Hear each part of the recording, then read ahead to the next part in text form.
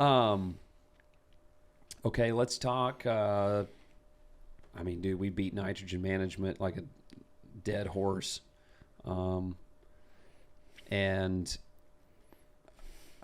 you and I had just real talk. I was literally asking you back at Mason's deal. I said, man, I'm having this.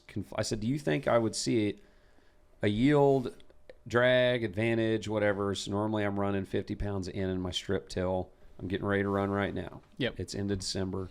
Do you think I would see a lag if I strip tilled for soil conditioning and streamed my 28 on with humic ahead of the planter 2 weeks? That's what we do on wheat. We stream our wheat, go out and stream our, I was like, do you think if I didn't run it in the strip and I just streamed it on with the sprayer ahead of the planter, do you think I'd see a yield drag? And you said, I think you'd see a yield drag if you put it in your strip till potentially. Potentially, yep. Potentially. Yep. And so now my brain has been wrecked, and I texted Heathman. I said, never mind, change it. We're wrong. We're all wrong. Change it all up. Well, and one thing, after I say stuff, I start thinking about it. No. Right. Right. But another thing, too, to remember there, if you're banding something, you are going to gain some efficiencies there. I just get to the point of what is going on within that nitrogen cycle. Okay. If you're applying 28 today or 32 today, what are the odds that you're still going to have the ammonium in urea form? Now, you're using humic to help, but like I talked about earlier, a lot of things when you do a lot of research on humics, I don't care if it's ours or another company's or whoever's. We're 120 days from planting. 120 days for planting, but I get to the 20%. I mean, a lot of research studies you can pull up on Google Scholar talk a lot about 20 to 30%, 20 to 30%.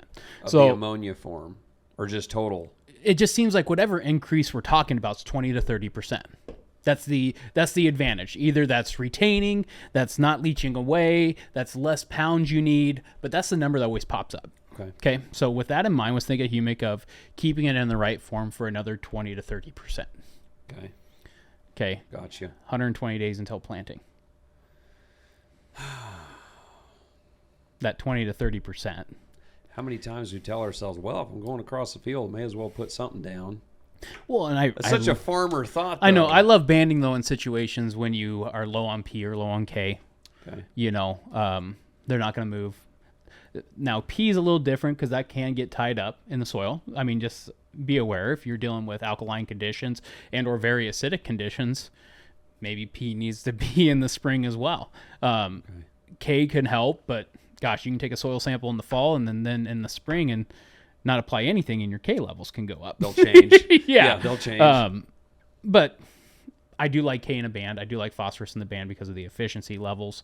I do think when you're applying these nutrients, though, gosh, a little bit of carbon goes a long way, and it helps keep things in the forms they're supposed to be in. But I'm not going to say it's going to do it forever. Sure. That is unrealistic.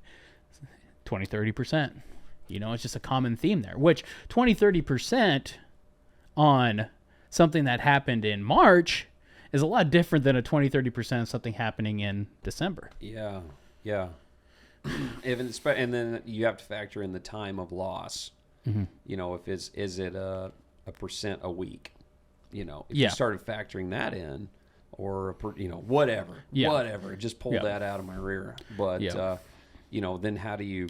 It's like, okay, well, if we do move that closer to planting, obviously less loss. Mm-hmm. So, one thing, how do we make our nitrogen more efficient? I've cut my nitrogen rates by 30 to 40% over the last 3 years. 3 years to now. I mean, last year we were 150 bushel of corn on 100 pounds in on a lot of stuff. But we've really been focusing on our soils and soil efficiencies and in timing, application, form of nitrogen. What form are we applying? Because, dude, just Google Scholar. Look up efficiencies in nitrogen. Yep. Look at the studies of how much anhydrous gets in, how much liquid, how much urea, all forms of nitrogen. Look how much on studies actually makes it into the plant. Yep. It'll make you sick because how much do we put on that doesn't go in? So... so one, we started with learning about our soils and how our soils function. Yep. 2, what forms of nitrogen should I be applying based off of my soils and my operation? And 3, now that we've worked on those 2 application methods.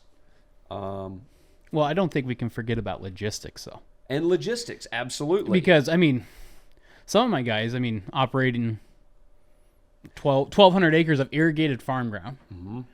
And if it's a one person doing all of that, I mean... Easy button. We got to have it.